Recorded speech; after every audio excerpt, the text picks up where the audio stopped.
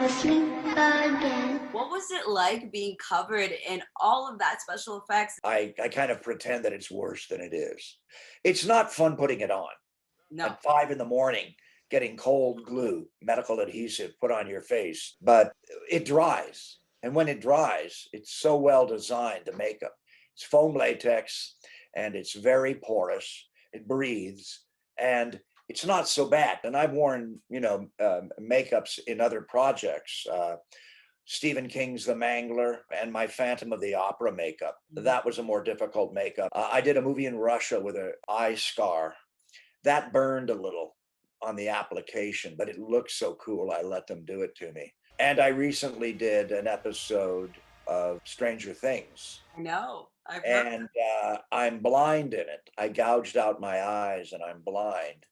And spoiler alert. But that was a difficult makeup. Obviously, like you said, you're going to be on the next season of Stranger Things. So, what, if anything, else you can tell us about the character you're going to play?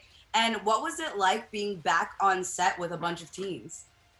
Well, here's the thing. First of all, I'm a huge fan of Stranger Things. Same. Yeah. And I met Millie Bobby Brown years ago. My very first day on the set for Stranger Things season 4, I ran into Millie in the dressing room. It was just she and I in the makeup room. And she welcomed me and that really made me relaxed and I felt at home. But I really like the Duffer Brothers. I think they're really onto something unique and special. Every season of that show tops the season before, and that the degree of difficulty to be able to do that is extraordinary, and yet they've managed to do it. I love the whole cast. I'm a big fan of David Harbour's. I have a crush on Winona Ryder that goes back for years. Who doesn't? And so I was just honored to be on the show and to be asked to be on the show and get to work with the kids who are so gifted and talented. So I can't, really tell you any plot. They're calling it the scary season, but I probably told you too much anyway by what I revealed with my makeup. They're probably going to scold me for that. But anyway, it's a terrific show. It's dark. It's dark in season 4. Well, I know we're definitely obviously excited for that because we've been waiting a long time, Stranger Things fans. So let's switch over now to True Terror. Well, True Terror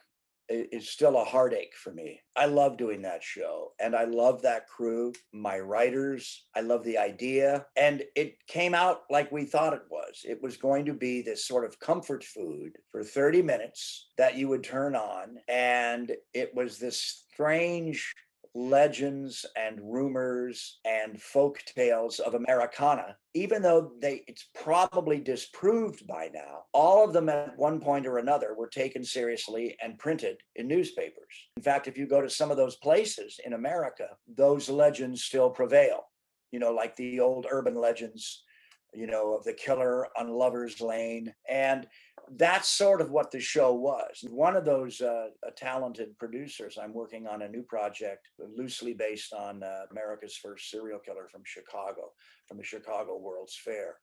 And we're going to tie it in with all the things that were being invented in America that showed up at the World's Fair at that time. The first Ferris wheel, and then some little farm girl getting off the train and getting killed and having her flesh removed from her body and having her skeleton sold to Harvard Medical School. So you mentioned possibly not playing Freddy again. So you would resist putting on the glove again? No, I'll tell you why. Freddy has to do stunts.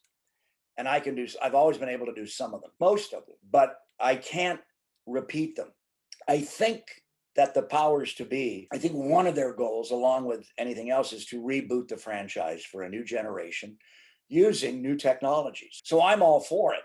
But, whether it's the Wes Craven estate and partnering with other people, I think that they're going to need a new Freddy because they're going to need somebody that can do them all. And that's why, because I don't have 8 or 6 or 5 or 3 or 2 Freddys in me.